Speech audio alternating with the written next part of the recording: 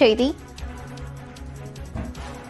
மதுரையில் நாளை விசிக கொடியேற்ற நிகழ்ச்சிக்கு அனுமதி மறுக்கப்பட்டிருக்கிறது. இது குறித்த கூடுதல் விவரங்களோடு இணைகிறார் நமது செய்தியாளர் ஹரிகிருஷ்ணன். ஹரிகிருஷ்ணன், எதற்காக அந்த நிகழ்ச்சிக்கு அனுமதியானது மறுக்கப்பட்டிருக்கிறது? விவரங்கள்.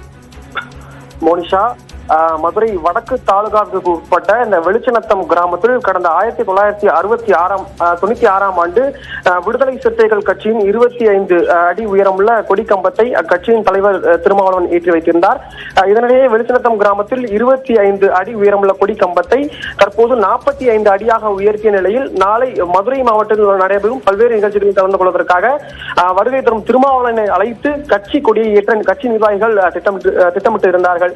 இந்த நிலையில் 25 அடி உயரமுள்ள இந்த கொடிக்கம்பத்திற்கு மட்டுமே அனுமதி என்றும் 45 அடி உயரமுள்ள கொடிக்கம்பத்தை நிறுவ அனுமதி இல்லை என வருவாய்த்துறை அதிகாரிகள் தெரிவித்த நிலையில் தற்போது இந்த கொடிக்கம்பம் முன்பாக கட்சி நிர்வாகிகள் 20க்கும் மேற்பட்டோர் அமர்ந்து போராட்டத்தில் ஈடுபட்டு வருகிறார்கள். அதே போல மதுரை ஊமச்சிக்குளம் காவல்துறையினர் போராட்டம் நடத்தி வரும் அந்த கட்சி நிர்வாகியிடம் தொடர்ந்து போராட்டம் நடத்த அனுமதி இல்லை என்றும் தெரிவித்து 20 நிமிடங்களாக பேச்சுவார்த்தை என்பது நடத்தி வருகிறார்கள். இதே போல கடந்த சில தினங்களுக்கு முன்னதாக விடுதலை சிறுத்தைகள் கட்சியை தொடங்கிய போது முதல் முறையாக திருமாவளவனால் புதூர் பகுதியில் கொடிக்கம்பம் 20 அடி உயரத்தில் ஏற்றப்பட்டிருந்தது.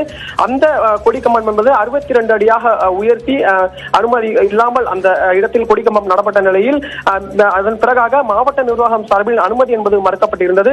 தொடர்ந்து உயர்நீதிமன்றம் சென்று அந்த கொடிக்கம்பத்திற்கு அனுமதி பெற்று திருமாவளவன் கடந்த செப்டம்பர் மாதம் இந்த புதிய கொடிக்கம்பத்தை ஏற்றி வைத்திருந்தார். தற்பொழுது மீண்டும் இந்த ஒரு வெளிச்சநத்தம் பகுதியில் இந்த 25 அடி உயரமுள்ள கொடியை 25 அடி உயரமுள்ள கொடிக்கு மட்டுமே அனுமதி என்றும் 45 அடி உயரமுள்ள கொடிக்கு அனுமதி இல்லை என்று மாவட்ட நிர்வாகம் திட்டவட்டமாக தெரிவித்திருக்கிறது. இதனால் அந்த பகுதியில் ஒரு பரபரப்பான சூழல் என்பது நிலவி வருகிறது. மோனிஷா, விவரங்களுக்கு நன்றி ஹரிகிருஷ்ணன்.